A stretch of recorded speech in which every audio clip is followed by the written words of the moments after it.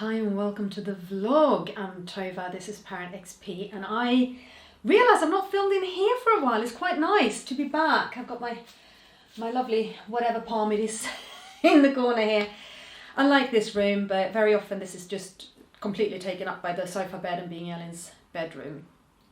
But yes, it's rather relaxing sitting in here. And hey, look! No splint. I am not wearing a splint. Tova, you're gone crazy. Yeah, we all know that. Sorry! I think I've had a bit too much sunshine today. That's my excuse and I'll stick to it. I'm not wearing the splint all the time now. I am beginning to rehabilitate this hand. It needs rehabilitating. I can give you an example with my right hand. I get down to here. With my left, I get to there. So, you know, and the same going back. Not the same level of movement. And a lot of things really hurt in the actual wrist, and they even hurt up here, which is telling me that there's a lot of tendon issues, that there's tendons that originate here that go out into the fingers, and that they're not very happy. And my ring finger is really quite tender and stiff. Here's another one. I don't know how well you can see. Actually, let me bring them up. Bringing my fingers in. So, because I want my wrist to recover with mobility, I'm making sure to do rehabilitation without the splint on, but I also need to protect it. So when I'm doing certain things, I still wear the splint. Like any manual handling with Elin, I wear the splint. If I need to like move something, Alice and I opened up the table yesterday to have a big table for a few days, and I wore the splint for that maneuver just to not kind of aggrieve the injury any more than necessary. But the title of this vlog is what is it like to have an MRI? So I'm going to talk about the MRI. I had an MRI on my arm today, okay? Get in there. I also have a lovely cup of green tea here that I want to be able to drink. Yes. And this was my second MRI. I've had another one before. And I know that a lot of people find the thought of an MRI quite scary. They're worried about feeling claustrophobic. They're worried about how on earth are you going to lay still for that long. They don't really know what to expect. And I think anything unexpected has a tendency to be quite scary. And I just want to say to you that an MRI really isn't all that bad. Okay, I actually but I don't dislike having an MRI. I really don't have a problem with it.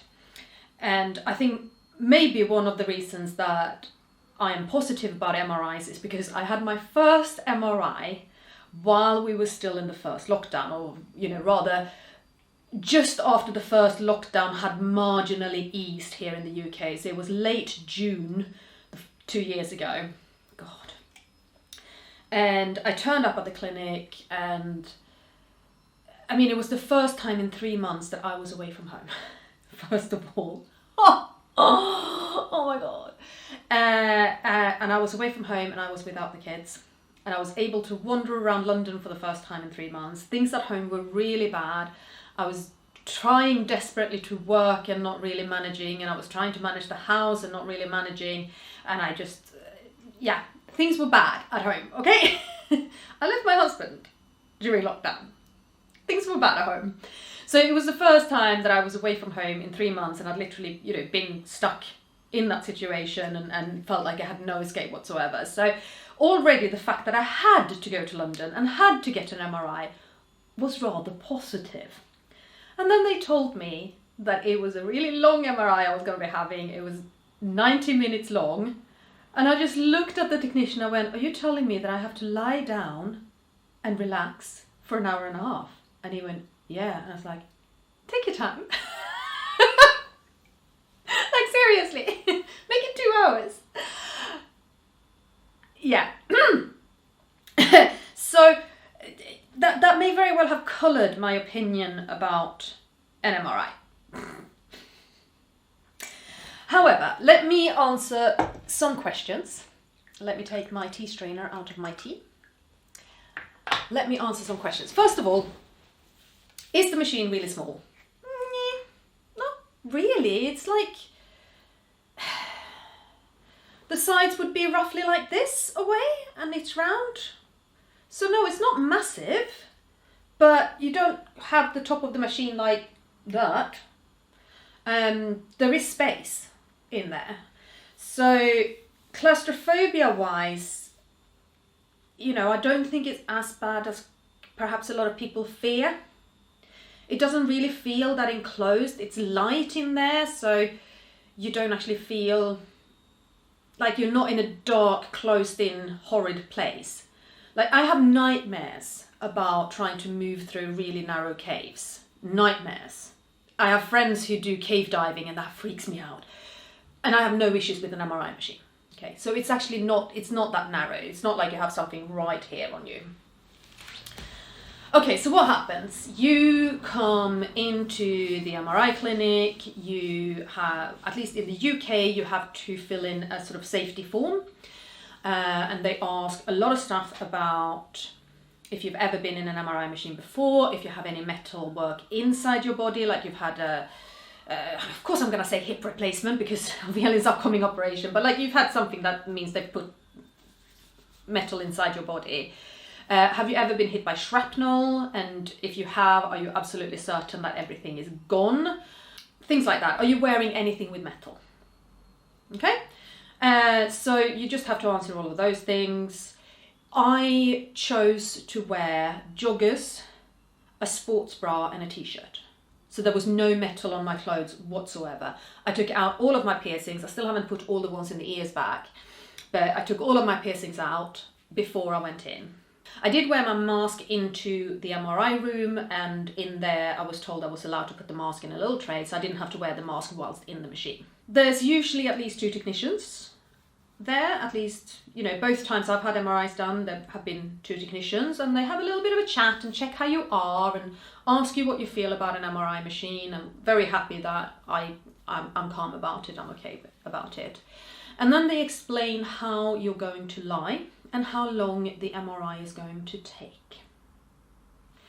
And I find this really useful. So you won't necessarily know, at least, you know, both MRI that I've had, I didn't know in advance how long it was going to be. I was told in the room.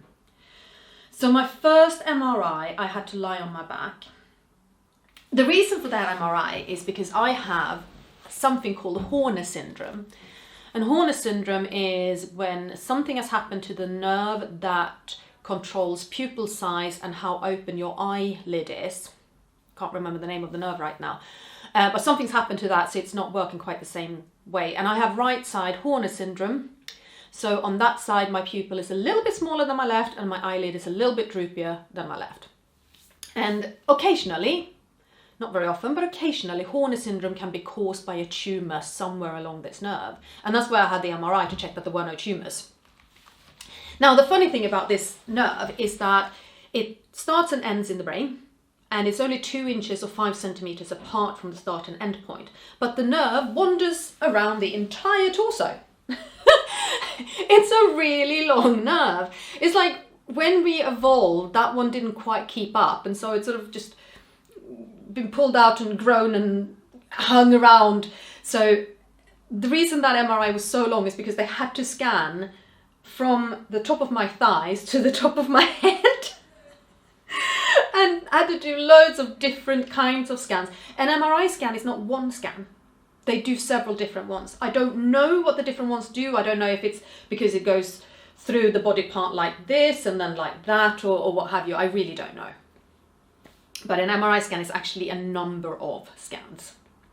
Okay, so the first one, I was lying on my back and they really tucked me in to make me feel comfortable. I had a pillow under my legs. I had pillows by my shoulders. I had a nice comfortable pillow for my head. I was kind of lying, I had to have my arms by my side. But yeah, they made sure that I was as comfortable as was humanly possible for that 1.5 hours of lying completely still on my back. The MRI I had today was much shorter. It was only 20 minutes, but it was awkward. Because this is the hand that I had scanned, and that hand had to be put in a box, a padded box to be kept still, and it was above my head like this, but which meant that the box came down to here, to my forehead.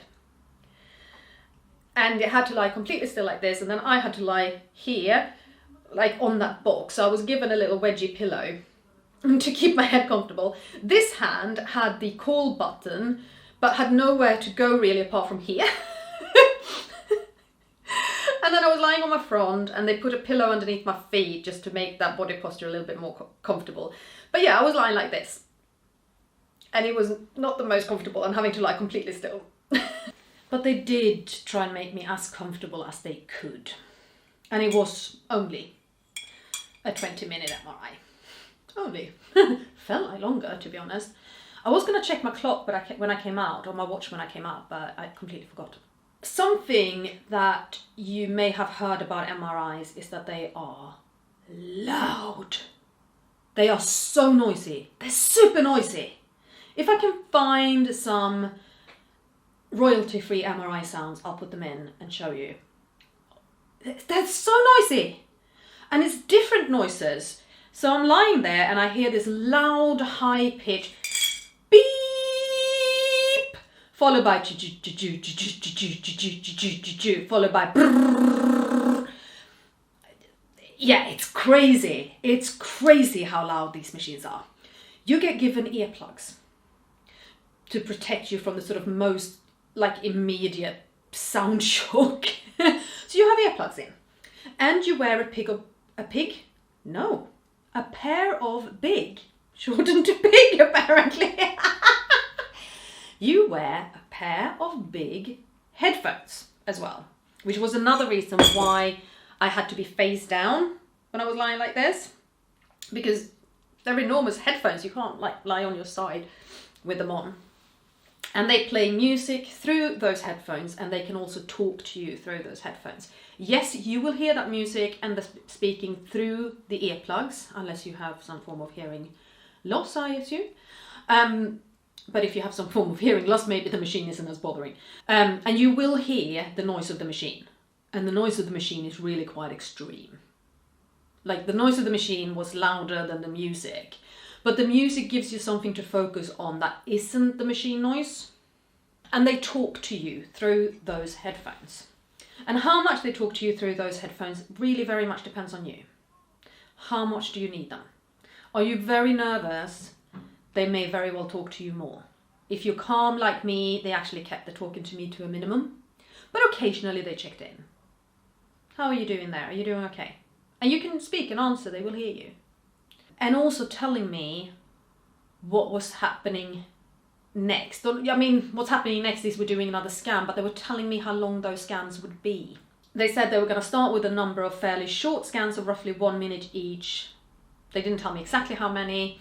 And I was lying there and there was all this noise going on, and occasionally it stops for a little bit and then it starts again and it stops for a little bit. And then they checked in with me and said, we're now going into the next set of scans, and these are longer, they take 3 minutes each. All right, cool. And so that happened. And then they checked in with me again and said, you are doing really well. Nice and reassuring. And so we've only got 1 more scan to go, but this is a long one, it takes 5 minutes. Sure, go. And then I didn't hear them through the ears, or through the headphones next. I actually heard them in the room saying, you are all done, I'm going to move the bed out now. Is an MRI uncomfortable? Can you feel it? It is uncomfortable to lie completely still in the same position for a long period of time. I mean, I did like that 90-minute long MRI on my back. While I started off being really comfortable, after a while I just wanted to turn to my side. Because it isn't comfortable to lie completely still for that length of time. This one, no, not too bad, not too bad. A little bit heavy on my shoulders, not bad. I did get a weird tingling in the skin of my arms. Here, my forearms, got really, really weirdly tingly, almost like pins and needles.